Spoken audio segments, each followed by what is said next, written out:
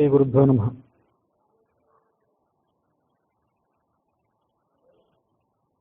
ವಾಲ್ಮೀಕಿ ರಾಮಾಯಣ ಮತ್ತು ಆನಂದ ರಾಮಾಯಣಗಳ ಕಥಾಭಾಗಕ್ಕನುಸಾರವಾಗಿ ದಶರಥ ಮರಣಿಸಿದ ಮೇಲೆ ಸಾಮ್ರಾಜ್ಯದ ಗುರುಗಳು, ಪುರೋಹಿತರು, ಮಂತ್ರಿಗಳು ಎಲ್ಲರೂ ಒಂದು ಕಡೆ ಸಮ್ಮಿಲಿತರಾಗಿ ಮುಂದೆ ಮಾಡಬೇಕಾದಂಥ ಕಾರ್ಯವನ್ನು ಸಮಾಲೋಚನೆ ಮಾಡಿದ ಘಟನೆಯನ್ನು ಅಯೋಧ್ಯಾಕಾಂಡದ 67ನೇ ಸರ್ಗದಲ್ಲಿ ನಾವು ಶ್ರವಣ ಮಾಡಿದ್ವಿ. 68ನೇ ಸರ್ಗದಲ್ಲಿ ವಸಿಷ್ಠರ ಆದೇಶದಂತೆ ರಾಜದೂತರು ಕೈಕೇಯಿ ದೇಶಕ್ಕೆ ಪ್ರಯಾಣ ಮಾಡಿದ ಘಟನೆ ಇದೆ. ಸುಮಂತ್ರ ಮೊದಲಾದವರು ವಸಿಷ್ಠರನ್ನ ಕೇಳಿಕೊಂಡ್ರು, ನೀವು ಇವರನ್ನ ದೂತರನ್ನ ಕಳಿಸಿ ಮುಂದಿನ ಕಾರ್ಯಕ್ಕೆ ಸಮಾಲೋಚನೆ ಮಾಡಿ ಇಕ್ಷ್ವಾಕು ಕುಲದಲ್ಲಿ ಹುಟ್ಟಿದಂಥ ಶ್ರೇಷ್ಠನಾದ ಒಬ್ಬ ರಾಜಕುಮಾರನನ್ನ ಸಿಂಹಾಸನದ ಮೇಲೆ ಕೂಡಿಸಿ ಅಂತ ಅವರಿಗೆ ವಿನಂತಿ ಮಾಡಿಕೊಂಡ್ರು. ಮುಂದೆ ವಸಿಷ್ಠರು ಹೇಳಿದರು,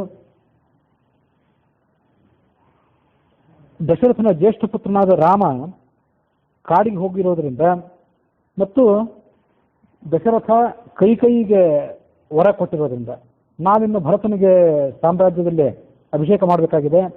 ಆದರೆ ಭರತ ಈಗ ಇಲ್ಲಿಲ್ಲ, ತನ್ನ ತಮ್ಮನಾದ ಶತ್ರುಘ್ನನ ಜೊತೆ ಸೋದರ ಮಾವನ ಮನೆಯಲ್ಲಿದ್ದಾನೆ.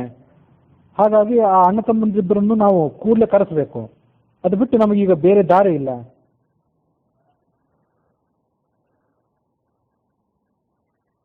ಆಗ ಅಲ್ಲಿರುವ ಸಭಿಕರೆಲ್ಲರೂ ಒಕ್ಕೊರಳಿನಿಂದ ನಿಮ್ಮ ಆಲೋಚನೆ ಸರಿಯಾಗಿದೆ, ಭರತ ಶತ್ರುಘ್ನರನ್ನು ಕರೆಸಿ ಅಂತ ಹೇಳಿದರು. ವಸಿಷ್ಠರು ಸಿದ್ಧಾರ್ಥ, ವಿಜಯ, ಜಯಂತ, ಅಶೋಕ, ನಂದನ ಅನ್ನೋ ಹೆಸರಿನ 5 ಜನರನ್ನ ಮುಂದೆ ಕರೆದರು. ಈ ಹೆಸರಿನ ಕೆಲವರು ಮಂತ್ರಿಗಳು ಕೂಡ ಇದ್ರು ದಶರಥನ ಮಂತ್ರಿಮಂಡಲದಲ್ಲಿ. ಆದರೆ ಇಲ್ಲಿರುವ 5 ಹೆಸರುಗಳೇನಿವೆ ಇದು ಮಂತ್ರಿಗಳ ಹೆಸರಲ್ಲ. ಇದು ಆದರೆ ದಕ್ಷರಾದಂತಹ 5 ಜನ ರಾಜಭಟರು, ರಾಜದೂತರ ಹೆಸರು ಅಂತ ವ್ಯಾಖ್ಯಾನಕಾರರು ಅದಕ್ಕೆ ಅರ್ಥ ಮಾಡ್ತಾರೆ. ಮುಂದೊಂದು ಕಡೆ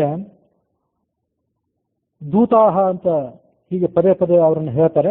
ಹಾಗಾಗಿ ಸಿದ್ಧಾರ್ಥ ಮೊದಲಾದವರು ಮಂತ್ರಿಗಳಲ್ಲ, ದೂತರು ಅಂತ ಹೀಗೆ ಅರ್ಥ ಮಾಡ್ಕೊಳ್ಬಹುದು. ಅವರನ್ನು ಕರೆಸಿ ವಸಿಷ್ಠರು ಹೀಗೆ ಹೇಳಿದರು, ನಾನು ಹೇಳೋದನ್ನ ಗಮನ ಇಟ್ಟು ಕೇಳಿ ಕೂಡಲೇ ಕುದುರೆಗಳ ಮೇಲೆ ಕುಳಿತು ಪ್ರಯಾಣ ಮಾಡಿ ಕೇಕೈ ದೇಶಕ್ಕೆ ಹೋಗಿ ನನ್ನ ಆಜ್ಞಾನುಸಾರವಾಗಿ ಭರತನಿಗೆ ನೀವು ಈ ಮಾತನ್ನು ಹೇಳಿ. ರಾಜಕುಮಾರನೇ, ಪುರೋಹಿತರಾದಂತಹ ವಸಿಷ್ಠರು ಮತ್ತು ಎಲ್ಲ ಮಂತ್ರಿಗಳು ನಿನ್ನ ಕುಶಲವನ್ನ ಪ್ರಶ್ನೆ ಮಾಡ್ತಿದ್ದಾರೆ. ಬಹಳ ಕಠಿಣವಾದಂತಹ ಒಂದು ಕಾರ್ಯವನ್ನು ನೀನೀಗ ಮಾಡಬೇಕಾಗಿದೆ. ಹಾಗಾಗಿ ಈ ಸಂದೇಶ ಮುಟ್ಟಿದೊಡನೆ ಅಯೋಧ್ಯೆಗೆ ಧಾವಿಸಿ ಬಾ.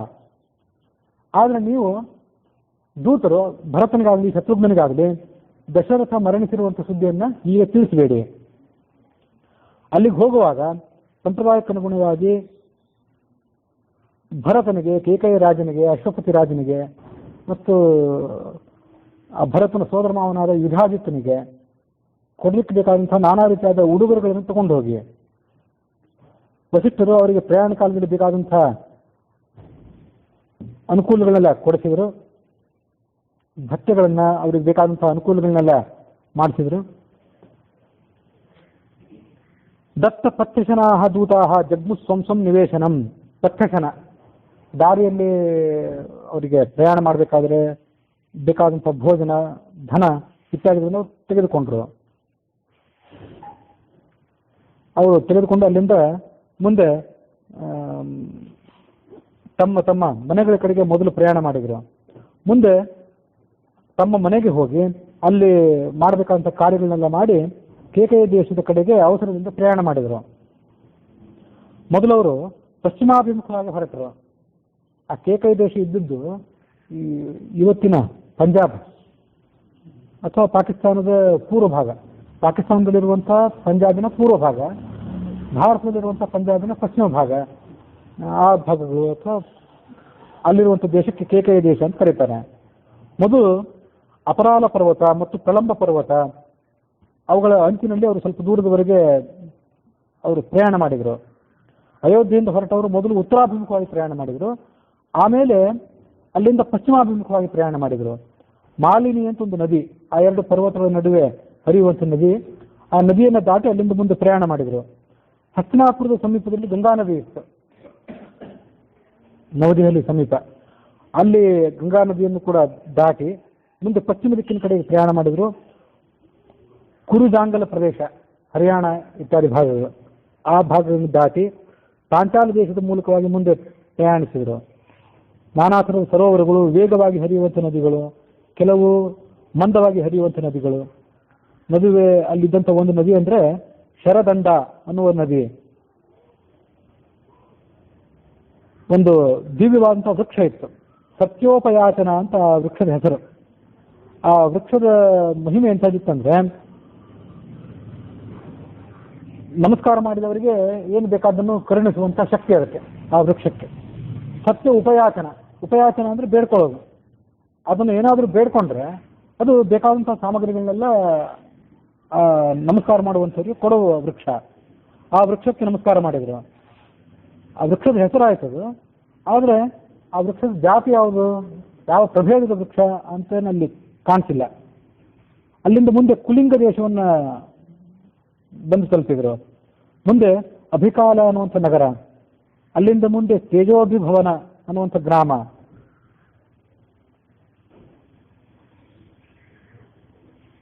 ಇಕ್ಷುಮತಿ ಅನ್ನುವಂಥ ಒಂದು ನದಿಯ ಮುಂದೆ. ಅದು ಇಕ್ಷ್ವಾಕು ವಂಶದ ಹಿಂದಿನ ಅನೇಕ ಜನ ರಾಜರು ಆ ನದಿಯಲ್ಲಿ ವಿಹಾರ ಮಾಡಿದ್ರು, ನದಿಯನ್ನು ಸೇವನೆ ಮಾಡಿದ್ರು. ಅಂಥ ನದಿಯನ್ನು ಕೂಡ ಅವರು ದಾಟಿದ್ರು. ಅಲ್ಲಿ ಕೆಲವು ವೇದಾಂಗ ಪಾರಂಗತರಾದಂತಹ ಬ್ರಾಹ್ಮಣರಿದ್ರು. ಅವ್ರು ಎಂಥವ್ರಂದ್ರೆ ಅಂಜಲಿಪಾನಾನ್, ಮಹಾವಿರಕ್ತರಾದಂತಹ ಬ್ರಾಹ್ಮಣರವರು. ಕೈಯಲ್ಲಿ ಬೊಗಸೆ ನೀರನ್ನು ದಿವಸ ಪಾನ ಮಾಡ್ತಿದ್ರು ಹೊರತು ಅದಕ್ಕಿಂತ ಹೆಚ್ಚಿನ ಪಾನ ಅಥವಾ ಆಹಾರ ಯಾವುದೋ ಅವ್ರಿಗೆ ಅವಶ್ಯಕತೆ ಇರಲಿಲ್ಲ. ಅವೇಕ್ಷ ಅಂಜಲಿ ಪಾನಾಂಶ ಬ್ರಾಹ್ಮಣ ವೇದಪಾರಗಾನ್. ಬೊಗಸೆಯಲ್ಲಿ ನೀರನ್ನು ತೆಗೆದುಕೊಂಡು ಅವರು ಕುಡಿತಿದ್ರೆ ಹೊರತು ಬೇರೆ ಅವಶ್ಯಕತೆ ಅವ್ರಿಗೆ ಇರಲಿಲ್ಲ. ಯಯುರ್ ಮಧ್ಯೇನ ಬಾಲ್ಹೀಕಾನ್ ಸುಧಾಮಾನಂಸ ಪರ್ವತಂ. ಬೊಗಸೆಯಲ್ಲಿ ನೀರನ್ನು ಹಿಡಿದುಕೊಂಡು ಕುಡಿತಿದ್ರು ಅಂದರೆ ಅದು ಅವರ ವೈರಾಗ್ಯ, ಅವರ ಸರಳ ಜೀವನ, ಅದಕ್ಕೆ ಅದೊಂದು ಸಂಕೇತ. ಅದಲ್ಲದೆ ಅದಕ್ಕೆ ಮತ್ತೊಂದು ರೀತಿಯಾಗಿ ವ್ಯಾಖ್ಯಾನ ಮಾಡ್ತಾರೆ ಕೆಲವರು. ಮೇಲ್ನೋಟಕ್ಕೆ ಸರಳ ಜೀವನ ನಡೆಸ್ತಾ ಇದ್ರು, ವಿರಕ್ತರಾದಂಥ ಬ್ರಾಹ್ಮಣರು ಅಂತ ಈಗ ಅರ್ಥ ತೋರ್ಬೋದು. ಮತ್ತೊಂದಲ್ಲಿ ತಪ್ಪಾದ ಅರ್ಥ ಏನಿದೆ ಅಂತಂದ್ರೆ, ಆ ಬಾಲ್ಯಿಕ ದೇಶದ ಬ್ರಾಹ್ಮಣರು ಸಮಾಜಕ್ಕೆ ಮಾರ್ಗದರ್ಶನ ಮಾಡಬೇಕಾದಂಥ ಬ್ರಾಹ್ಮಣರೇ ಅಲ್ಲಿ ಕೆಲವು ಮಟ್ಟಿಗೆ ಆಚಾರಹೀನರಾಗಿದ್ರು. ಅವರೇ ಆಗಿದ್ದ ಮೇಲೆ ಮತ್ತು ಉಳಿದ ಜನರ ಕಥೆ ಏನು ಹೇಳಬೇಕು ಅಂತ ಅದನ್ನ ಅಡಿ ಟಿಪ್ಪಣಿಯಲ್ಲಿ ಹೇಳ್ತಾರೆ. ಯಾಕೆಂದ್ರೆ ಬೊಗಸೆಯಲ್ಲಿ ನೀರು ಕುಡಿಯೋದೇನಿದೆ ಅದು ಅನಾಚಾರ ಅಂತ ಅನ್ಸ್ಕೊಳ್ತದೆ. ತಂಬಿಗೆನೋ ಬಿಂದಿಗೆನೋ ಇತ್ಯಾದಿಗಳನ್ನು ತೆಗೆದುಕೊಳ್ಬೇಕು, ನೀರನ್ನು ಉಚ್ಚಿಷ್ಟ ಮಾಡ್ಕೊಂಡು ಕುಡಿಬಾರ್ದು ಅಂತ ಅನ್ನೋದು ಸಂಪ್ರದಾಯ. ಬಾಲ್ಯಿಕ ದೇಶದ ಜನರು ಅಷ್ಟಾಗಿ ಆಚಾರವಂತರಾಗಿರಲಿಲ್ಲ. ಅವರ ಆಚಾರಗಳಿಗೂ ಭಾರತದ ಮುಖ್ಯ ಭಾಗ ಏನಿದೆ ಇಲ್ಲಿರುವಂಥವರ ಆಚಾರ ವಿಚಾರಗಳಿಗೂ ಅಷ್ಟಾಗಿ ಹೊಂದಾಣಿಕೆ ಆಗ್ತಿದ್ದಂತೆ ಕಾಣಿಸ್ತಿಲ್ಲ. ಯಾಕಂದ್ರೆ ಮಹಾಭಾರತದ ಕರ್ಣ ಪರ್ವದಲ್ಲಿ ಕೂಡ ಹಾಗೇ ಇದೆ. ಬಾಲ್ಹಿಕಾ ನಾಮತೆ ದೇಶಾಹ ನತತ್ರ ದಿವಸಂ ವಸೇತ್ ಅಂತ ಅಲ್ಲಿ ಯಾರೋ ಒಬ್ರು ಕರ್ಣನೋ ದ್ರೋಣನೋ ಯಾರೋ ಒಬ್ರು ಹೇಳಿದ ಒಂದು ಮಾತಿದೆ. ಬಾಲ್ಹಿಕ ಅಂತ ಒಂದು ದೇಶ ಇದೆ, ಅಲ್ಲಿ ಒಂದು ದಿವಸವೂ ಕೂಡ ವಾಸ ಮಾಡಬಾರ್ದು. ಕ್ಷುದ್ರವಾದ ಜನರು ವಾಸ ಮಾಡೋ ಜಾಗ ಆದ್ರಿಂದ ಅಲ್ಲಿ ಹೋಗ್ಬಿಟ್ರೆ ನಮ್ಮ ನಿತ್ಯ ನೈಮಿತ್ತಿಕ ಕರ್ಮಗಳಿಗೆ ಮಡಿಮೈಲಿಗಳಿಗೂ ಕೂಡ ಧಕ್ಕೆ ಬಂದು ಒದಗೋದ್ರಿಂದ ಅಲ್ಲಿ ವಾಸ ಮಾಡಲೇಬಾರದು ಅಂತ ಮಹಾಭಾರತದ ಕರ್ಣ ಪರ್ವದಲ್ಲಿ ಕೂಡ ಹೇಳೋದಿದೆ. ಹಾಗಾಗಿ ಆ ಬೊಗಸೆಯಲ್ಲೇ ನೀರು ಕುಡಿತಿದ್ರು ಅಂತ ಅನ್ನೋದು ಒಂದು ರೀತಿಯಿಂದ ನಿಂದನೆ ಕೂಡ ಆಗಬಹುದು, ಹಾಗೂ ಅದನ್ನ ಅರ್ಥ ಮಾಡ್ಕೊಳ್ಬಹುದು ನಾವು. ಸುಧಾಮ ಅನ್ನುವಂಥ ಒಂದು ಪರ್ವತ, ಆ ಪರ್ವತವನ್ನು ಮುಂದೆ ತಲುಪಿದ್ರು. ಅಲ್ಲಿ ಮಹಾವಿಷ್ಣುವಿನ ದಿವ್ಯವಾದಂಥ ಪಾದ ಇತ್ತು. ಈಗೆಲ್ಲ ಅಂತ ಆ ಕ್ಷೇತ್ರಗಳಲ್ಲಿ ಕಂಡು ಬರೋದಿಲ್ಲ. ಗಯಾದಲ್ಲಿ ವಿಷ್ಣು ಪಾದ ಇದೆ ಅಂತ ಕೇಳ್ತೇವೆ. ಗಯಾ ಇರೋದು ಈ ಕಡೆ ಪೂರ್ವಕ್ಕೆ, ಮಧ್ಯದಲ್ಲಿ ಅಯೋಧ್ಯ ಇದ್ರೆ ಅಯೋಧ್ಯದಿಂದ ಈಗ ಪಶ್ಚಿಮದ ಕಡೆ ಹೊರಟಿದ್ದಾರೆ. ಅಯೋಧ್ಯದಿಂದ ಪೂರ್ವ ಕಡೆ ಹೋದ್ರೆ ಗಯಾ, ಗಯಾದಲ್ಲಿ ವಿಷ್ಣು ಪಾದ ಇರೋದು ಕೇಳಿದೀವಿ. ಆದರೆ ಸುಧಾಮದಲ್ಲಿ ಎಲ್ಲಿದೆಯೋ ನಮ್ಗೆ ಗೊತ್ತಿಲ್ಲ. ಎಲ್ಲರೂ ನೀವು ಕೇಳಿದ್ರೆ ಹೇಳಿ.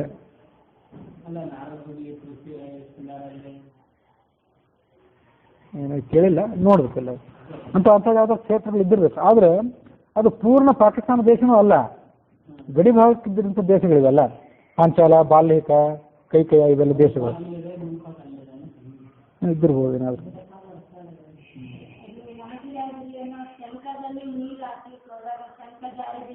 ಹಾಂ ಹ್ಞೂ ಆ ಕಡೆ ಅಲ್ಲಿ ಹ್ಞೂ ಹ್ಞೂ ಅದೇ ಇದ್ದಿರ್ಬೋದು ಎಲ್ಲಾದರೂ. ಅದೇ ಈಗ ಅಥವಾ ಈಗಿರೋ ಇಲ್ಲಿ ಸುಧಾಮ ಅಂತ ಏನು ಹೆಸರು ಹೇಳಿದ್ರಲ್ಲ, ಇದಕ್ಕೀಗ ಕಾಲಕ್ರಮೇಣ ಹೆಸರು ಬೇರೆ ಆಗಿರ್ಬೋದು, ಏನಾದರೂ ಗೊತ್ತಾಗದಿರುವಂಥ ಜಾಗ. ಮಹಾವಿಷ್ಣುವಿನ ದಿವ್ಯವಾದಂಥ ಪಾದವನ್ನು ಅವರು ದರ್ಶನ ಮಾಡಿದರು. ವಿಷ್ಣು ಪದಂ ಪ್ರೇಕ್ಷಮಾಣಾಹ ಸುಧಾಮಾನಂತ ಪರ್ವತಂ, ಅಲ್ಲಿ ವಿಷ್ಣುವಿನ ಪಾದ ಇತ್ತು ಅಂತ ಇದೆ. ಮುಂದೆ ಪ್ರಯಾಣ ಮಾಡಿ ವಿಪಾಶ ಅನ್ನೋ ನದಿ, ಶಾಲ್ಮಲಿ ನದಿ ಮತ್ತು ಆ ಶಾಲ್ಮಲಿ ವೃಕ್ಷ ಅದನ್ನು ಕೂಡ ಸಂದರ್ಶನ ಮಾಡಿದರು.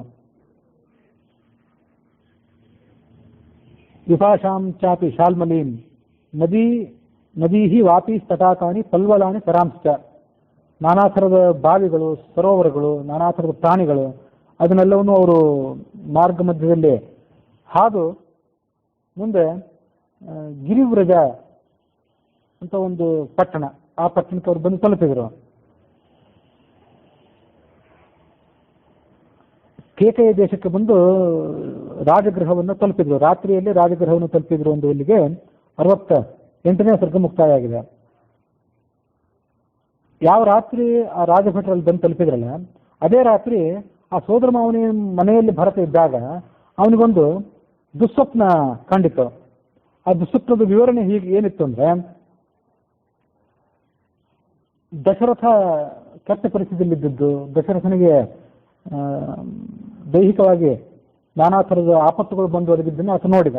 ಅದು ಬೆಳಗಾಗುವ ಸಮಯಕ್ಕೆ ಕಂಡಿತ್ತು ಆ ಸ್ವಪ್ನ ಅವನಿಗೆ, ಭರತನಿಗೆ. ಅದನ್ನು ಅವನಿಗೆ ಮತ್ತಷ್ಟು ಕಳವಳ ಆಯಿತು. ಅವನ ಸ್ನೇಹಿತರು ಬೆಳಗಾದ ಮೇಲೆ ಯಾಕೋ ಭರತ ಕಳವಳಗೊಂಡಿದ್ದಾನೆ, ಅವನ ಮನಸ್ಸಿಗೆ ಸಂತಾಪ ಆಗಿದೆ ಅಂತ ಆಲೋಚನೆ ಮಾಡಿ ಅವನಿಗೆ ದುಃಖ ಪರಿಹಾರ ಆಗುವ ಸಲುವಾಗಿ ನಾನಾ ರೀತಿಯಾದ ವಿನೋದಗಳನ್ನು ಅವನ ಮುಂದೆ ಮಾಡಿದರು. ಕೆಲವರು ನರ್ತನ ಮಾಡಿದರು, ಕೆಲವರು ವೀಣೆ ಮೊದಲಾದ ವಾದ್ಯಗಳನ್ನು ನುಡಿಸಿದರು, ಕೆಲವರು ತಾಳಬದ್ಧವಾಗಿ ನಾಟ್ಯ ಮಾಡಿದರು, ಅಭಿನಯ ಮಾಡಿದರು ಕೆಲವರು. ಇಷ್ಟಾದ್ರೂ ದಿನನಿತ್ಯದಂತೆ ಆತ ಅವರ ಜೊತೆ ಹಾಸ್ಯದಲ್ಲಿ ಮುಂದುವರಿಯಲಿಲ್ಲ. ಈ ನಡುವೆ ಒಬ್ಬ ಮಿತ್ರ ಆ ಭರತನನ್ನು ಪ್ರಶ್ನೆ ಮಾಡಿದ. ಸುಹೃದ್ಭಿ ಪರ್ಯುಪಾಸೀನಃ ಕಿಂ ಸಖೆ ನಾನು ಮೋದಸೆ. ರಾಜಕುಮಾರ ಭರತ, ಇಷ್ಟೆಲ್ಲ ಸ್ನೇಹಿತರು ನಿನ್ನನ್ನು ಸಂತೋಷಗೊಳಿಸಬೇಕು ಅಂತ ಪ್ರಯತ್ನ ಪಟ್ಟಿದ್ದಾರೆ, ಆದರೆ ನಿನಗೆ ಮಾತ್ರ ಅವ್ರು ಯಾವ ಮಾಡುವ ಚಟುವಟಿಕೆಯಿಂದ, ಯಾರು ಮಾಡುವಂಥ ಪ್ರಯತ್ನದಿಂದಲೂ ಸಂತೋಷ ಆಗುವಂತ ಕಾಣ್ತಿಲ್ಲ, ನಿನಗೇನಾಗಿದೆ? ಆಗ ಭರತ ಉತ್ತರ ಹೇಳಿದ, ರಾತ್ರಿ ನಾನೊಂದು ಸ್ವಪ್ನ ಕಂಡೆ, ಅಲ್ಲಿ ತಂದೆಯನ್ನು ಕಂಡೆ, ಅವನ ಅಂಗಾಂಗಗಳೆಲ್ಲ ಕಲುಷಿತವಾಗಿದ್ದವು, ತಲೆ ಕೂದಲೆಲ್ಲ ಅಸ್ತವ್ಯಸ್ತ ಆಗಿ ಹೋಗಿತ್ತು. ಪರ್ವತದ ತುದಿಯಿಂದ ಆತ ಬಿದ್ದ. ಎಲ್ಲಿ ಬಿದ್ದ ಅಂದ್ರೆ ದೊಡ್ಡದೊಂದು ತೆಗ್ಗಿಗೆ, ಹೊಂಡಕ್ಕೆ ಬಿದ್ದ. ಅಲ್ಲಿ ಸಗಣಿ, ಗಂಜಲ, ಗೋಮೂತ್ರ ಇತ್ಯಾದಿ ತುಂಬಿತ್ತು ಆ ಹೊಂಡದಲ್ಲಿ. ಆ ಹೊಂಡದಲ್ಲಿ ನಮ್ಮ ತಂದೆ ತೇಲ್ತಿದ್ದ. ಹೇಗೆ ತೇಲ್ತಿದ್ದ ಅಂತಂದ್ರೆ, ಬೊಗಸೆಯಲ್ಲಿ ಎಣ್ಣೆ ಹಿಡ್ಕೊಂಡಿದ್ದ. ಹೀಗೆ ಬೊಗಸೆಯಲ್ಲಿ ಎಣ್ಣೆ ಹಿಡ್ಕೊಂಡು ಎಣ್ಣೆಯನ್ನು ಪಾನ ಮಾಡ್ತಿರುವಂತೆ ಕಂಡು ಬಂದ ನಮ್ಮಪ್ಪ.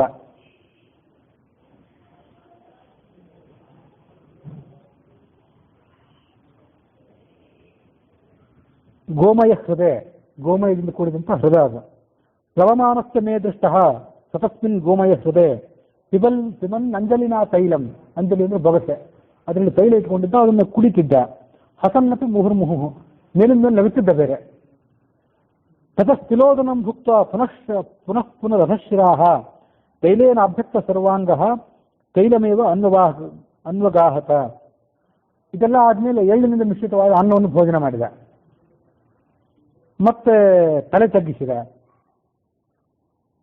ನಖಶಕಾಂತವಾಗಿ ಎಣ್ಣೆ ಎಲ್ಲ ಆತನಿಗೆ ಹತ್ತಿತ್ತು. ಆ ಎಣ್ಣೆಯ ಹೊಂಡದಲ್ಲಿ ಆತ ಮುಳುಗಿ ಹೋಗುವಂತ ಕಂಡ. ಹೀಗೆ ಇಂಥ ಎಲ್ಲ ದುಸ್ವಪ್ನ ನನಗೆ ಕಂಡು ಬಂತು.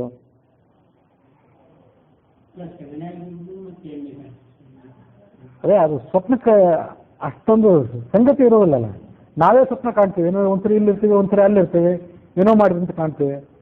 ಎದ್ದ ಮೇಲೆ ಎಂತ ವಿಚಿತ್ರ ಕಾಣಿಸ್ಬಿಡ್ತಲ್ಲ, ಇದಕ್ಕೊಂದಕ್ಕೊಂದು ಹೊಂದಾಣಿಕೆ ಇಲ್ಲ, ತಾಳ್ಮೇಲೆ ಇಲ್ಲ ಅಂತ ಅನ್ಕೋತೀವಿ. ಅಂತೂ ಕಾಣಿಸ್ತಾ ನನಗೆ ಅದೆಲ್ಲ ದುಷ್ಟ ಶಕುನ ಅಷ್ಟೇ.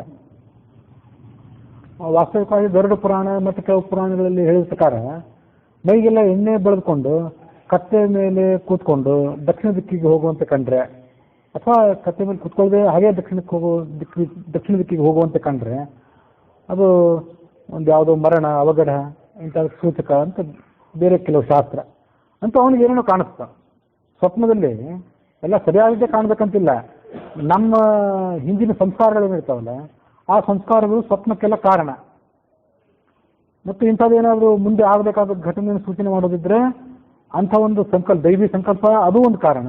ಮತ್ತು ಅದ್ರ ಜೊತೆ ನಮ್ಮ ಸಂಕಲ್ಪಗಳು, ನಮ್ಮ ಹಿಂದಿನ ಸಂಸ್ಕಾರಗಳು ಅದರೊಳಗೆ ಪ್ರಧಾನ ಪಾತ್ರ ತಗೊಳ್ಳೋದ್ರಿಂದ ಆ ಸ್ವಪ್ನ ಸ್ವಲ್ಪ ನಿಮಗೊಂದು ರೀತಿ ಬೀಳ್ಬೋದು, ಮತ್ತೊಬ್ರಿಗೆ ಒಂದು ರೀತಿ ಬೀಳ್ಬೋದು, ಇನ್ನೊಬ್ರಿಗೆ ಇನ್ನೊಂದು ಥರ ಬೀಳ್ಬೋದು ಅಂತ ನಾನಾ ರೀತಿಯಾಗಿ ಅವರವರಿಗೆ ಏನೇನೋ ಘಟನೆಗಳನ್ನು ಸೂಚನೆ ಮಾಡಲಿಕ್ಕೆ ಅವು ಬೀಳ್ತಾವಷ್ಟೆ. ನಾನು ಒಂದು ಸಮುದ್ರವನ್ನು ನೋಡಿದೆ, ನೀರಿಲ್ಲದೆ ಬತ್ತಿ ಹೋಗಿದ್ದಂಥ ಸಮುದ್ರ. ಮತ್ತೊಂದು ಕಡೆ ಚಂದ್ರ ತನ್ನ ಸ್ಥಾನದಿಂದ ಚ್ಯುತನಾಗಿ ಭೂಮಿ ಮೇಲೆ ಬಿದ್ದಿದ್ದ. ಇದನ್ನೆಲ್ಲ ಏನು ತಿಳ್ಕೊಬೇಕಂದ್ರೆ ಅವನು ಒಂದೇ ಕನಸು ಬಿದ್ದಿತ್ತು. ಆ ಒಂದೇ ಕನಸಿನೊಳಗೆ ಆ ದಶರಥ ಒಮ್ಮೆ ಹೀಗೆ ಕಾಣಿಸಿದ, ಅದೇ ಕನಸಿನಲ್ಲಿ ಚಂದ್ರನೂ ಕಾಣಿಸಿದ, ಸಮುದ್ರನೂ ಕಾಣಿಸಿದ ಇದ್ದಿರಬಹುದು. ಅಥವಾ ಒಂದು ಕನಸು ಆದ್ಮೇಲೆ ಮತ್ತೊಂದು ಕನಸಿನಲ್ಲಿ ಚಂದ್ರ, ಮತ್ತೊಂದು ಕನಸಿನಲ್ಲಿ ಆ ಸಮುದ್ರ, ಹೀಗೆಲ್ಲ ಕಾಣಿಸಿರ್ಬೋದು. ಕನಸು ಅಂದ್ರೆ ಅದೊಂದು ಸರಣಿ, ನಾನಾ ರೀತಿಯಾದ ನೆನಪುಗಳು ಸರಣಿ ಅದೊಂದು. ಚಂದ್ರ ಆಕಾಶದಿಂದ ಕೆಳಗೆ ಬಂದು ಬಿದ್ದಿದ್ದ, ಸುತ್ತಲೂ ಗಾಢಾಂಧಕಾರ ಕವಿದಿತ್ತು, ಪಟ್ಟದಾನೆ ಇತ್ತು. ಪಟ್ಟದಾನೆಯ ಕೊಂಬು ಚೂರು ಚೂರಾಗಿ ಬಿದ್ದು ಹೋಯಿತು. ಇವೆಲ್ಲ ಅಪಶಕುನಗಳು. ಯಜ್ಞೇಶ್ವರ ಬೆಂಕಿ, ಅಗ್ನಿ, ಯಜ್ಞಶಾಲೆಯಲ್ಲಿರುವಂಥ ಬೆಂಕಿ ಅದು ಇದ್ದಕ್ಕಿದ್ದಂತೆ ಶಾಂತವಾಗಿ ಹೋಗಿಬಿಡ್ತು. ಭೂಮಿ ಬಿರುಕು ಬಿಟ್ಟು ಎಲ್ಲ ವೃಕ್ಷಗಳು ಒಣಗಿ ಹೋಗಿದ್ದವು.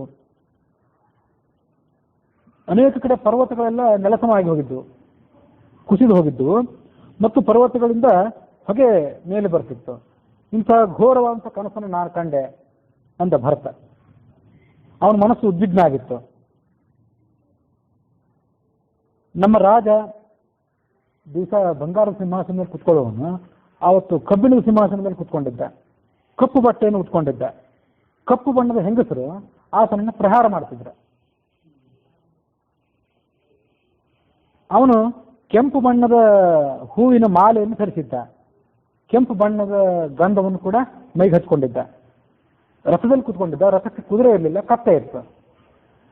ಗರುಡ ಪುರಾಣದಲ್ಲಿ ಹೇಳಿದ ಪ್ರಕಾರ ಕತ್ತೆಯ ಮೇಲೆ ಕುತ್ಕೊಂಡು ಹೋಗುವಂತ ಕಾಣಬಹುದು. ಆಮೇಲೆ ಬೆಳಗಾಗೆದ್ದು ಕೂಡಲೇ ಕನ್ನಡಿಯಲ್ಲಿ ಮುಖ ನೋಡಿದ್ರೆ ನಮ್ಮ ಮುಖ ನಮಗೆ ಕಾಣದೆ ಹೋಗ್ಬೋದು, ಕೆಳಗಿನ ಶರೀರ ಮಾತ್ರ ಕಾಣಿಸಿ ಮುಖ ಕಾಣದೆ ಹೋಗ್ಬೋದು ಅಂತ ಇಂಥವೆಲ್ಲ ಕೆಲವು ಸೂಚನೆಗಳು ನಮಗೆ ನೋಡ್ತೀವಿ. ದಕ್ಷಿಣ ದಿಕ್ಕಿನ ಕಡೆಗೆ ಅವಸರವಾಗಿ ಪ್ರಯಾಣ ಮಾಡ್ತಿದ್ದ ನಮ್ಮಪ್ಪ. ರಥೇನ ಖರಯುಕ್ತೇನ ಪ್ರಯಾತಃ ದಕ್ಷಿಣಾಮುಖ. ಖರ ಅಂದ್ರೆ ಕತ್ತೆ. ಆ ಕತ್ತೆಯನ್ನು ಹೂಡಿದಂತಹ ರಥದಲ್ಲಿ ಆತ ಕೂತ್ಕೊಂಡು ಮುಂದೆ ಪ್ರಯಾಣ ಮಾಡುತ್ತಿದ್ದ.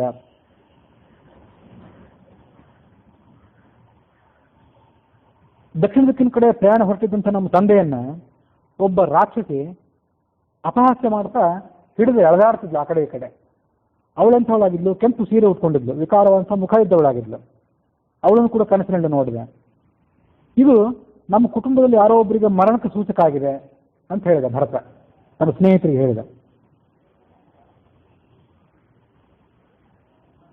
ಅಹಂ ಏವಮೇತಂ ಮಯಾ ದೃಷ್ಟಂ ಇಮಾಂ ರಾತ್ರಿಂ ಭಯಾವಹಾಂ ಅಹಂ ರಾಮೋಥವಾ ರಾಜ ಲಕ್ಷ್ಮಣೋವಾ ಮರಿಷ್ಯತಿ. ನಾನೇ ಸಾಯಬಹುದು, ರಾಮ ಅಥವಾ ರಾಜ ದಶರಥ ಅಥವಾ ಲಕ್ಷ್ಮಣ, ಇದು ಯಾರೋ ಒಬ್ಬರ ಮರಣಕ್ಕೆ ಸೂಚಕ ಆಗಿದೆ. ಸ್ವಪ್ನಶಾಸ್ತ್ರವು ಕೂಡ ಅದನ್ನೇ ಹೇಳ್ತದೆ. ಕನಸಿನಲ್ಲಿ ಯಾವನಾದ್ರೂ ಒಬ್ಬ ಮನುಷ್ಯ ಕತ್ತೆ ಮೇಲೆ ಅಥವಾ ಕತ್ತೆಯಿಂದ ಎಳೆಯಲ್ಪಡುವಂತಹ ರಥದಲ್ಲಿ ಕೂತ್ಕೊಂಡು ಹೋಗೋದನ್ನ ನೋಡಿದರೆ ಕನಸಿನಲ್ಲಿ ನಾನು ನನ್ನೇ ನೋಡಬಹುದು ಅಥವಾ ಬೇರೆ ಯಾರನ್ನಾರು ನೋಡಬಹುದು. ಹಾಗೆ ನಾನು ನನ್ನನ್ನೇ ನೋಡಿದಾಗ ಅಥವಾ ಬೇರೆ ಯಾರನ್ನೂ ನೋಡಿದಾಗ ನನಗೆ ಅಥವಾ ನನಗೆ ಸಂಬಂಧಪಟ್ಟಂತೆ ಯಾರೋ ಒಬ್ಬರಿಗೆ ಮರಣ ಅವಘಡ ಅಂತ ಹೀಗೋಕ್ಕೆ ಸೂಚಕ. ನರೋ ಯಾನೇನ ಯಸ್ವಪ್ನೆ ಖರಯುಕ್ತೇನ ಯಾತಿ ಅಚಿರಾತ್ತಸ್ಯ ಧೂಮಾಗ್ರಂ ಚಿತಾಯಾಮ್ ಸಂಪ್ರದಿಶ್ಯತೆ. ಚಿತಾಗ್ನಿ, ಸ್ಮಶಾನದ ಅಗ್ನಿ ಸಮೀಪಕ್ಕೆ ಬಂದಿದೆ ಅಂತ ಅದಕ್ಕೆ ಸೂಚನೆ ನಾವು ತಿಳ್ಕೊಳ್ಬಹುದು. ಹಾಗಾಗಿ ನಾನು ಬಹಳವಾಗಿ ಇವತ್ತು ವ್ಯಗ್ರನಾಗಿದ್ದೇನೆ ಅಂದ ಭರತ. ನಿಮ್ಮ ಮಾತುಗಳಲ್ಲೂ ನನಗೇನು ಆಸಕ್ತಿ ಇಲ್ಲ ಇವತ್ತು. ನೀವೇನು ಮಾತಾಡ್ತಿದ್ದೀರಿ, ಅದರ ಅರ್ಥ ಏನು, ಅದರ ವಿನೋದ ಏನು, ಅದಕ್ಕೆ ಯಾವುದಕ್ಕೂ ಉತ್ತರ ಕೊಡ್ಲಿಕ್ಕೂ ನನಗಾಗ್ತಿಲ್ಲ. ಗಂಟಲು ಒಣಗಿ ಹೋಗುವಂತಾಗ್ತದೆ, ಮನಸ್ಸು ಆತಂಕಿತ ಆಗಿದೆ. ಆದರೆ ಏನು ವಾಸ್ತವ ಸ್ಥಿತಿ ಅನ್ನೋದನ್ನು ನಾನು ಅರಿಯೆ. ಆದರೂ ಭಯ ಪಟ್ಟಿದ್ದೇನೆ, ಧ್ವನಿ ಕುಗ್ಗಿ ಹೋಗಿದೆ, ಮುಖದ ಮೇಲೆ ನನಗೆ ತೇಜಸ್ಸಿಲ್ಲ. ನಾನು ಕಂಡಂಥ ಸ್ವಪ್ನ ಹಲವು ಬಗೆಯದದು, ನಾನಾ ರೀತಿಯಾಗಿ ಕಾಣಿಸಿತ್ತು, ನನ್ನ ಊಹೆಗೆ ನಿಲುಕುತ್ತದು. ಆದರೆ ಭಯ ನನ್ನ ಹೃದಯದಿಂದ ಬಿಟ್ಟು ಹೋಗ್ತಿಲ್ಲ ಅಂತ ಹೇಳಿದ. ಹೀಗೆ ಅವನು ತನ್ನ ಗೆಳೆಯರಿಗೆ ಆ ಸ್ವಪ್ನದ ವೃತ್ತಾಂತವನ್ನು ಹೇಳ್ತಿದ್ದಾಗಲೇ ಅಯೋಧ್ಯೆ ರಾಜಭಟರು ಬಹಳ ದೂರದಿಂದ ಪ್ರಯಾಣ ಮಾಡಿ ಆ ಕೋಟೆಯನ್ನು ಪ್ರವೇಶ ಮಾಡಿ ಅರಮನೆಗೆ ಬಂದರು. ಯುಧಾಜಿತ್ ಅಂದರೆ ಭರತನ ಸೋದರ ಮಾವ, ಕೈಕೇಯಿಯ ಸಹೋದರ ಅವನು. ಆ ರಾಜಭಟರನ್ನು ಸತ್ಕಾರ ಮಾಡಿದ. ಅವರು ಭರತನಿಗೆ ಕಾಲು ಮುಟ್ಟಿ ನಮಸ್ಕಾರ ಮಾಡಿ ಹೇಳಿದರು,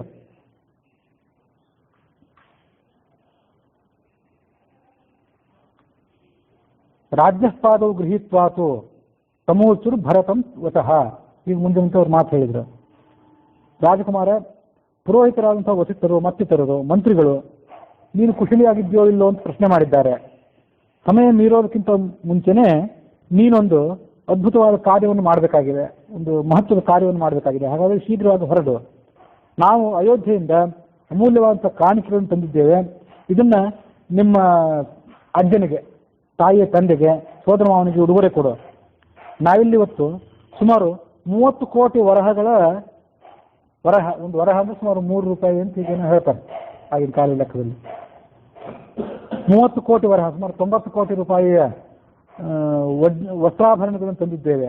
ಅದರಲ್ಲಿ 20 ಕೋಟಿ ನಿಮ್ಮ ಅಜ್ಜನಿಗೆ ಕೊಡು, ಇನ್ನು 10 ಕೋಟಿ ನಿಮ್ಮ ಸೋದರ ಮಾವನಿಗೆ ಕೊಡು. ಈಗ ಅವರಿಗೆ ಕೊಡಬೇಕಾದಂಥ ಉಡುಗೊರೆಗಳನ್ನೆಲ್ಲ ಕೊಡು.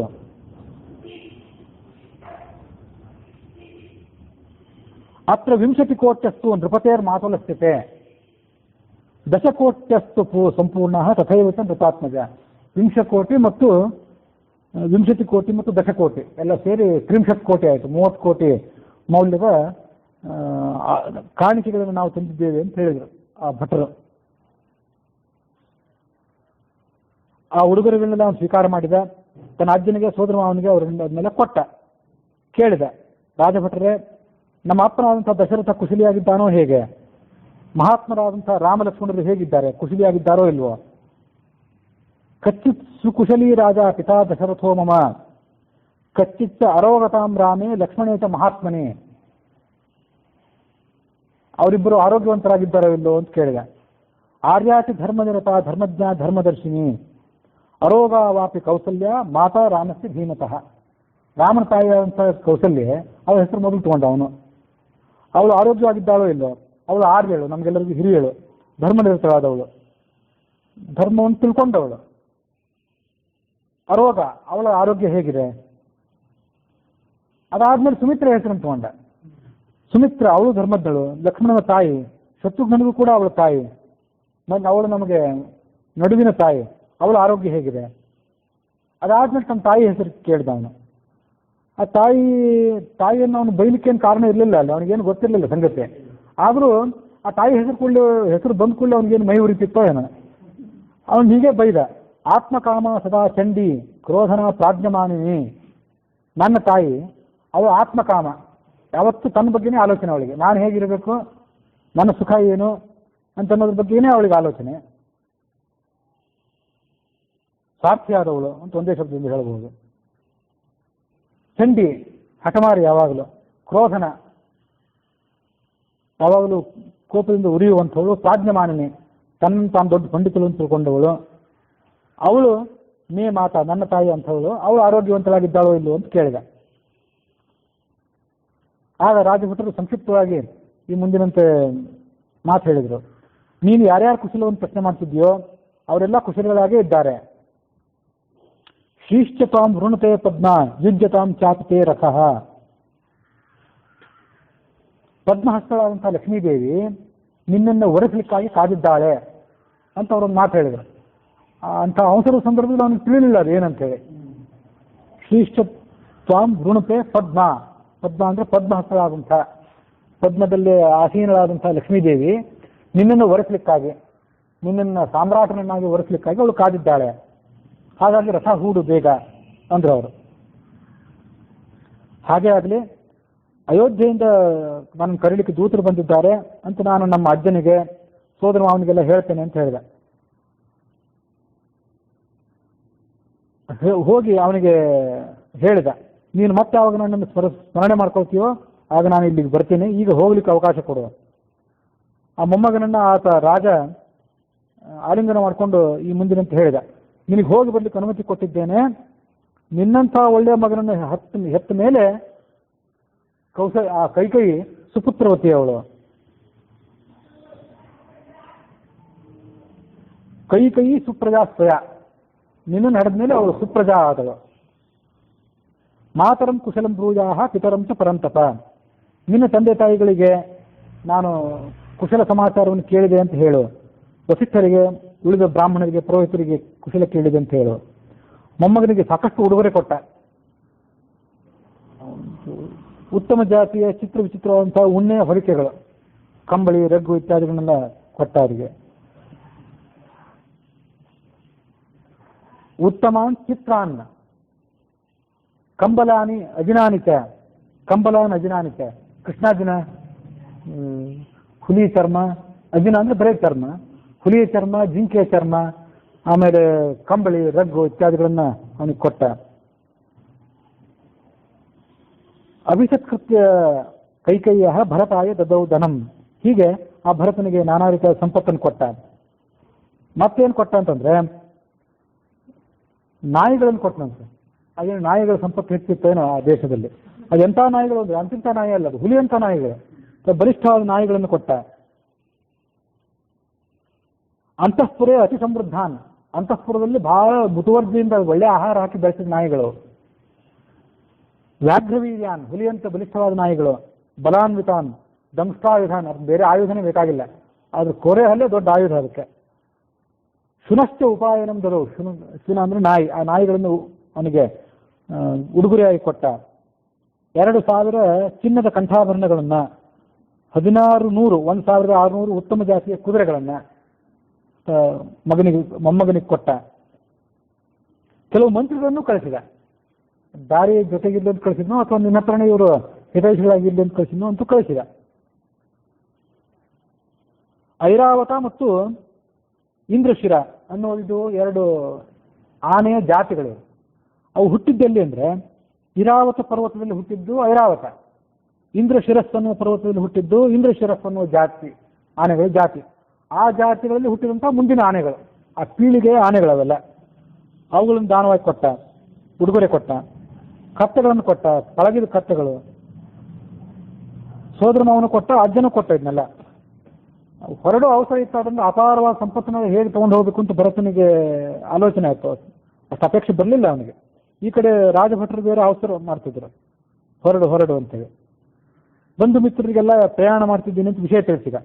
ಹೊರಗೆ ಬಂದು ತನ್ನ ಬೃಹತ್ ಪ್ರಮಾಣದ ಸೈನ್ಯವನ್ನು ತಗೊಂಡು ಆತ ಪ್ರಯಾಣ ಮುಂದುವರಿಸಿದ. ಭರತ ತನ್ನ ಅಜ್ಜಿ, ಸೋದರ ಅತ್ತೆಯರು ಇವರೆಲ್ಲ ವಾಸ ಮಾಡ್ತಿದ್ದಂಥ ಅಂತಃಪುರಕ್ಕೆ ಬಂದ. ಅವರೆಲ್ಲರಿಗೂ ಕೂಡ ನಮಸ್ಕಾರ ಮಾಡಿದ. ತನ್ನ ಕಳಿಸ್ಕೊಡ್ಲಿಕ್ಕೆ ಬಂದಂತಹ ಅಜ್ಜನಿಗೆ, ಸೋದರ ಮಾವನಿಗೆ ಮತ್ತೊಮ್ಮೆ ನಮಸ್ಕಾರ ಮಾಡಿದ. ರಥದಲ್ಲಿ ಕೂತ್ಕೊಂಡ. ಹಿಂದೆ ಮುಂದೆ ಆ ಕತ್ತೆಗಳು, ಆನೆಗಳು, ಕುದುರೆಗಳು ಎಲ್ಲ ಅವನನ್ನು ಹಿಂಬಾಲಿಸಿದವು. ಅಲ್ಲಿಗೆ 70ನೇ ಸರ್ಗ ಮುಕ್ತಾಯ ಆಗಿದೆ. 71ನೇ ಸರ್ಗದಲ್ಲಿ ಆತ ಮುಂದೆ ದಾರಿ ಸವಿಸಿದ್ದನ್ನ ನಾವು ಶ್ರವಣ ಮಾಡ್ತೀವಿ. ಚತುರಂಗ ಬಲ ಸಮೇತನಾಗಿ ಶತ್ರುಘ್ನನ ಜೊತೆಗೆ ಆತ ಮುಂದೆ ಪ್ರಯಾಣ ಮಾಡಿದ. ಸುಧಾಮ ಅಂತ ಒಂದು ನದಿ, ಆ ನದಿಯನ್ನ ದಾಟಿದ. ಹ್ಲಾದಿನಿ ಅಂತ ಮತ್ತೊಂದು ನದಿ, ಪಶ್ಚಿಮ ವಾಹಿನಿಯಾದಂತಹ ಶತದ್ರು ಅನ್ನುವ ನದಿ.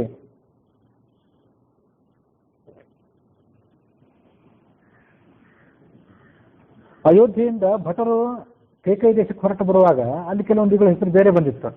ಈಗ ಮತ್ತೆ ಕೆಲವು ಬೇರೆ ನದಿಗಳ ಹೆಸರಿದೆ.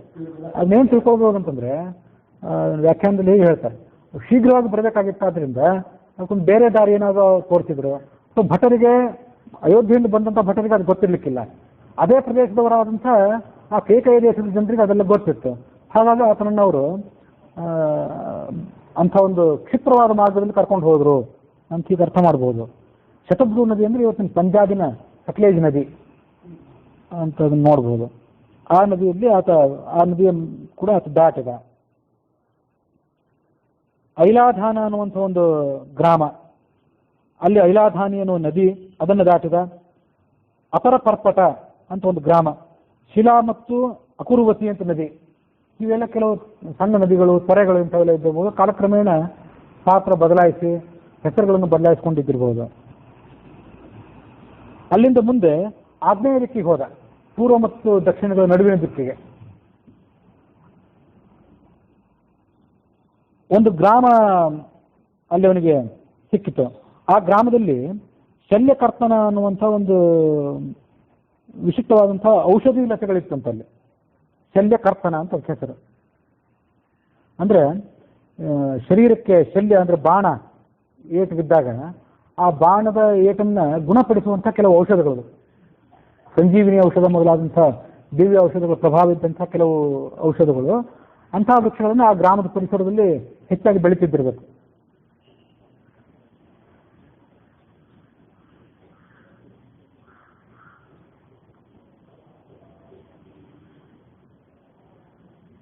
ಶಿಲಾ ಮಾಕುರ್ವತೀಂ ತೀರ್ಥ ಹಿ ಆಗ್ನೇಯಂ ಶಲ್ಯಕರ್ತನಂ ಸತ್ಯಸಂಧ ಶುಚಿ ಶ್ರೀಮಾನ್ ಪ್ರೇಕ್ಷಮಾನ ಶಿಲಾವಹಾಂ.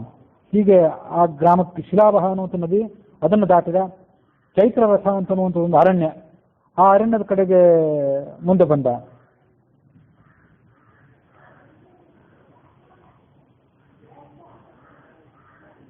ಸರಸ್ವತಿ ಮತ್ತು ಗಂಗಾ ನದಿ ಅವೆರಡನ್ನು ಕೂಡ ದಾಟಿದ ಮುಂದೆ ಬಂದು. ಅವೆರಡು ಅಕ್ಕಪಕ್ಕದಲ್ಲಿ ಹರಿತಾ ಇದ್ದವು, ಸರಸ್ವತಿ ನದಿ ಮತ್ತು ಗಂಗಾ ನದಿ. ಆವಾಗ ಸರಸ್ವತಿ ನದಿ ಇತ್ತು. ಈ ಸರಸ್ವತಿ ನದಿ ಹರಿಯೋದನ್ನ ನಾವು ಕಾಣೋದಿಲ್ಲ, ಅದ್ರ ಪಾತ್ರ ಸ್ವಲ್ಪ ಅಷ್ಟೇ ಕಾಣ್ತೀವಿ. ಉಪಗ್ರಹದ ಮೂಲಕ, ಸ್ಯಾಟಲೈಟ್ ಮೂಲಕ ಸರಸ್ವತಿ ನದಿ ಇಂಥ ಕಡೆ ಎಲ್ಲೋ ಒಂದ್ ಕಡೆ ಹರಿತಿತ್ತು ಅಂತ ಈಗ ಕೇಳ್ತೀವಿ. ಆ ಕಾಲದಲ್ಲಿ ಸರಸ್ವತಿ ನದಿ ಅಲ್ಲಿ ಹರಿಯುವಂಥ ಪಾತ್ರ ಇದ್ದಿರಬೇಕು. ಅವೆರಡು ಅಕ್ಕಪಕ್ಕದಲ್ಲೇ ಹರಿತಾ ಇದ್ದವು ಅಂತ ಅಲ್ಲಿ ನಾವು ಅದನ್ನ ಗಮನಿಸಬಹುದು. ಮುಂದೆ ಮತ್ಸ್ಯ ದೇಶಕ್ಕೆ, ಮತ್ಸ್ಯ ದೇಶ ಅಂದ್ರೆ ವಿರಾಟ ರಾಜನ ದೇಶ, ಮಹಾಭಾರತದಲ್ಲಿ ವಿರಾಟ ರಾಜನ ದೇಶ ಇದೆಯಲ್ಲ, ಆ ದೇಶಕ್ಕೆ ಹೋದ. ಅಲ್ಲಿಂದ ಮುಂದೆ ಉತ್ತರ ದಿಕ್ಕಿನಲ್ಲಿ ಭಾರುಂಡ ಅನ್ನುವಂಥ ಒಂದು ಅರಣ್ಯ, ಅದನ್ನ ದಾಟಿದ. ಕುಲಿಂಗ ಅನ್ನುವಂಥ ಒಂದು ನದಿ, ಈ ನದಿ ಕುಲಿಂಗ ದೇಶ. ನಾವು ರಾಜಭಟ್ರು ಅಲ್ಲಿ ಹೋಗ್ಬೇಕಾದ್ರೆ ಶ್ರವಣ ಮಾಡಿದ್ವಿ, ಕುಲಿಂಗ ಇದೆ. ಅಲ್ಲಿಂದ ಮುಂದೆ ಯಮುನಾ ನದಿಯನ್ನ ತಲುಪಿದ, ಆ ಮಹಾನದಿಯನ್ನು ದಾಟಿದ. ಸೈನ್ಯಕ್ಕೆಲ್ಲ ಸ್ವಲ್ಪ ವಿಶ್ರಾಂತಿ ತಗೊಳ್ಳಿಕ್ಕೆ ಅವಕಾಶ ಮಾಡಿಕೊಟ್ಟ. ಕುದುರೆಗಳಿಗೆ ಅವರು ಮೈ ತೊಳೆದು ಹುಲ್ಲು ಹಾಕಿ ಅದಕ್ಕೆ ಆಯಾಸ ಪರಿಹಾರ ಮಾಡಿಸಿದ್ರು. ತಾವು ಕೂಡ ಎಲ್ಲ ಆಹಾರ ಸ್ವೀಕಾರ ಮಾಡಿದ್ರು. ಯಮುನಾ ನದಿ ನೀರನ್ನ ತಮ್ಮ ಸೈನ್ಯಕ್ಕೆ ಬೇಕಾದಂಥ ನೀರನ್ನೆಲ್ಲ ಭಾಂಡಗಳಲ್ಲಿ ತುಂಬಿಕೊಂಡ್ರು ಆ ಸೈನಿಕರು.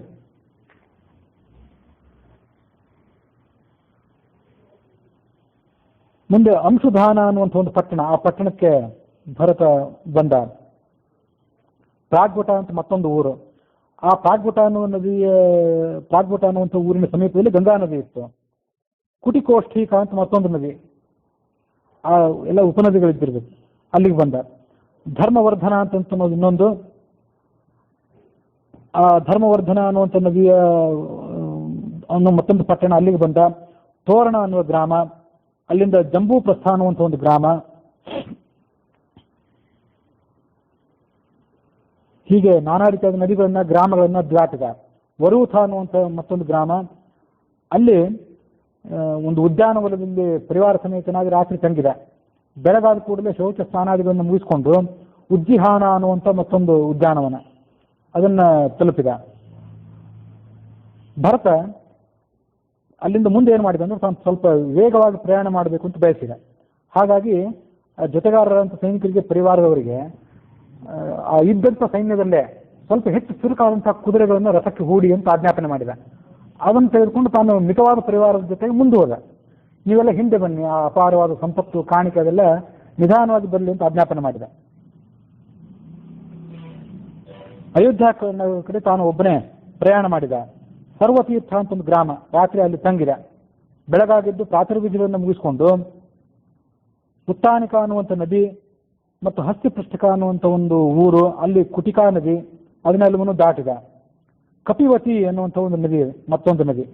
ಆ ನದಿಯಲ್ಲಿ, ನದಿಯ ಅಕ್ಕಪಕ್ಕದಲ್ಲಿರುವಂಥ ಗಿಡಗಳಲ್ಲಿ ಕಪಿಗಳ ಹಿಂಡು, ಕೋತಿಗಳ ಹಿಂಡು ಬಹಳ ಇದ್ದಿದ್ದರಿಂದ ಅದಕ್ಕೆ ಕಪಿವರ್ತಿ ಅನ್ನುವಂಥ ಹೆಸರೇ ಅನ್ವರ್ಥಕ ಆಗಿತ್ತು. ಕಪಿ ಅಂದ್ರೆ ಕಪಿಗಳು, ವಾನರರು, ವತಿ ಅಂದ್ರೆ ಕಪಿ ಉಳ್ಳದ್ದು.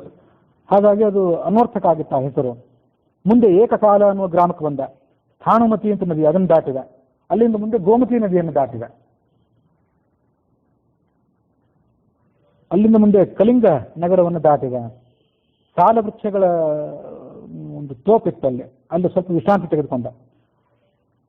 ಆ ರಾತ್ರಿನೇ ಪ್ರಯಾಣ ಮಾಡಿಬಿಟ್ಟ. ಸಾಲ ವೃಕ್ಷದಲ್ಲಿ ಸ್ವಲ್ಪ ಹೊತ್ತು ವಿಶ್ರಾಂತಿ ತಗೊಂಡ. ಅಯೋಧ್ಯೆಗೆ ಯಾವಾಗ ಮುಟ್ತೀನೋ ಅಂತ ಅವಸರ ಇತ್ತು, ಹಾಗಾಗಿ ಬೆಳಗಾಗುತ್ತಂತ ಕಾಯಲಿಲ್ಲ.